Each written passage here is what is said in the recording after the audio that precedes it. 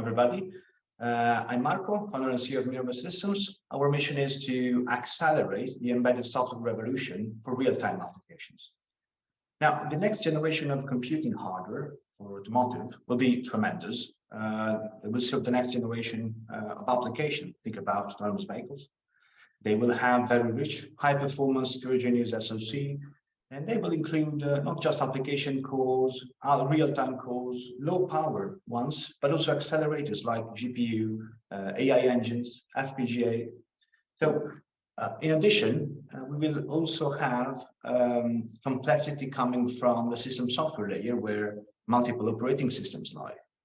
They have mixed criticality, perhaps, different AUTOSAR profiles, and they must coexist or even collaborate.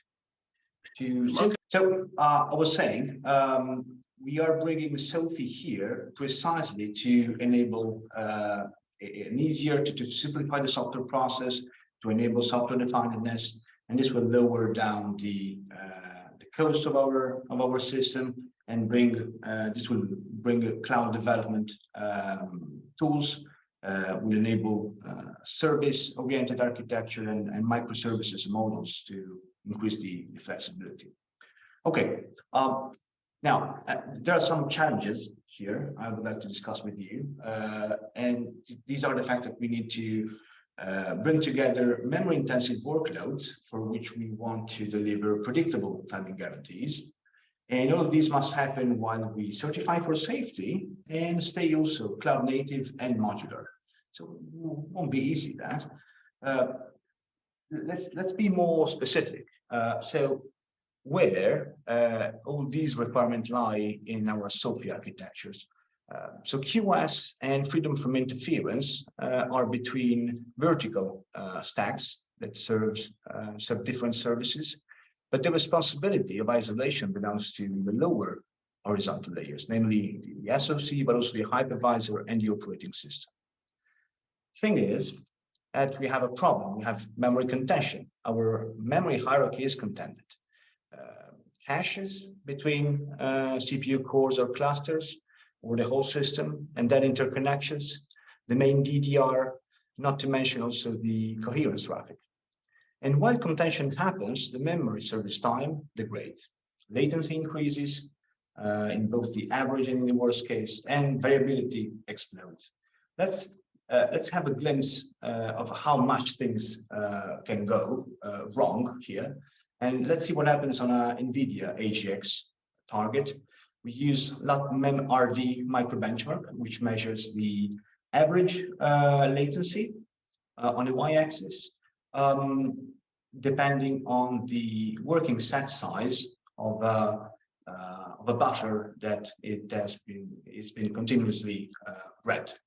So the higher, the greater the length of the working set size, the more a miss in the cache hierarchy will happen, right? So if we always hit in L1, for instance, we access in a few cycles, and then it grows up and up on the blue lines up to the L3 or the central memory. Now, what happens if we execute a memory aggressor, a traffic generator, on all the other CPU cores and also on the GPU and on the PVA accelerator on the target? We observe this horrible degradation. We can suffer up to 1 order of magnitude of memory impact.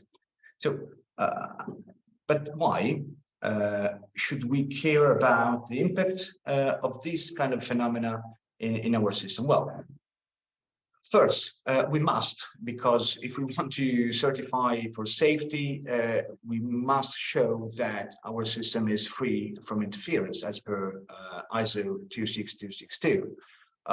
But also, for our own sake, we want to manage the memory because this increases the utilization of our hardware platforms.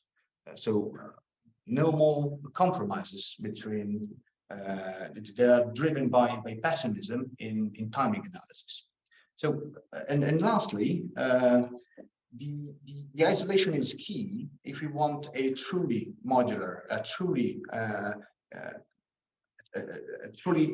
cloud native architecture. So in the architecture group here at SOAFEE, we ask ourselves how memory partitioning can be provided in our reference platforms. And most importantly, which among the many components in our stack should be responsible. Now, of course, the hardware platform must provide some basic mechanism for observability and partitioning. Can we use it alone? But to control caches, we had cache locking in ARMv7. We had something will be available on A78, equipped with dynamic queue sharing unit. But what about way partitioning? Well, there is something on very high-end Cortex-A or Neoverse because of the coherent mesh network family of product, but not always exposed. We have interconnect regulation on QS400, but it's not widely available. The aggregation of CPU cluster, moreover, makes the feature not as much expressive as we would like. The NPM architectural control instead, yes, will come for 8.4 plus segment. It will unify management of all these components, and it will be great, but it's not yet available on off-the-shelf products. And being optional, I'm afraid it will be rarely chosen in the design of the embedded system, but hoping to be to see things differently. So the only solution at the moment is to provide strong isolation by design using hardware capabilities assisted with software features. And well, in the last years, Minerva Systems team have built some set of software technologies to do so. Some of them are already available as open source in open source hypervisor, not just in our proprietary product. So let me tell you a couple of things about this. And let's start with caches, and let's start with cache partitioning. So we can partition caches just using a trick on the indexing function. We can separate cache areas that have that are isolated by construction, and these are called colors. And if we employ a colored memory translation, we can obtain mappings in memory that are disjoint also in caches. This is the magic behind it. If we bring this kind of technique into the hypervisor, we can implement a colored mapping that is invisible to virtual machines, so that no changes have to be applied to operating systems. And this also allows the hypervisor to be colored, so that also the interrupt response, the interrupt dispatch, and therefore the interrupt response time is isolated. Speaking of response,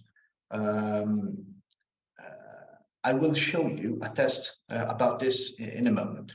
So this technique is already available on Zen, which is a SOAFEE open source reference hypervisor. We are in the middle of finishing the upstream proposal to the community. So you can already try because the patches are online already. We tested it, I was saying, with the interrupt dispatch time. So we deployed on programmable logic into a Zinc autoscale, a small IP that just triggers an IRQ and measures the time needed for one of the A53 cores to react with the register write. So this measures essentially the interrupt response time for a bare metal application hosted on our Zen hypervisor. So we first ran the experiment under isolation. Nothing is running on the system but our test. And then we repeated it with 3 interference VM, once again with the memory aggressor I mentioned before. And then we will also repeat it, enabling the coloring configuration. Let's see what happened. So first, here is the solo.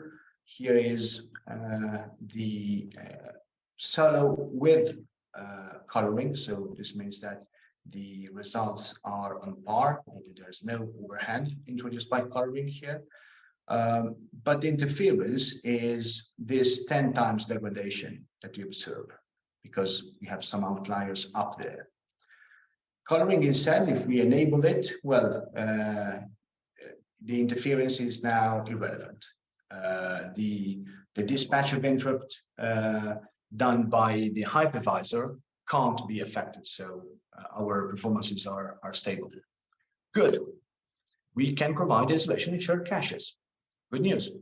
Let's look at the lower layer, and let's look at the DDR and interconnect. The technology we have deployed is called MemGuard and consists of a memory bandwidth regulator.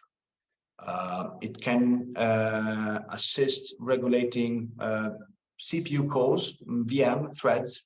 This depends on the implementation, but we focused in our implementation on virtual machines. The principle is simple. We assign each of these memory clients a memory budget, and whenever the memory is used by the client, the budget decreases, and like this in the graph. And if the budget reaches zero, then the client is stopped. Periodically, we refill the budget and allow the clients to use the memory again. Nice and simple, and of course, this allows the programmer to express a way to regulate the bandwidth. This leverages the performance monitoring unit that are available on our course, and this is implemented in JLOS, which is a Linux-based Type 1 partitioning hypervisor. We brought the support to many cores like A5357, NVIDIA, the latest ones. And the configuration is available both at boot time, but also dynamically. Code is open and you can try it. Let's see how does it perform. Well, here we put it on the bench with a mathematical suite. And again, the test is first isolation, then with interference, and then we bring the control with the MemGuard into the play to see whether the performance are back to normal. Visualization here in the graph will be with box plots showing the distribution, and the scale observed on Y is relative to the average that we obtain in isolation. Let's see. So depending on the micro benchmark, we can reach up to 2, 3, even to 4 times the one observed in isolation. But when we enable memory guarding in the hypervisor, well, the execution time are almost back to the nominal value. Very good.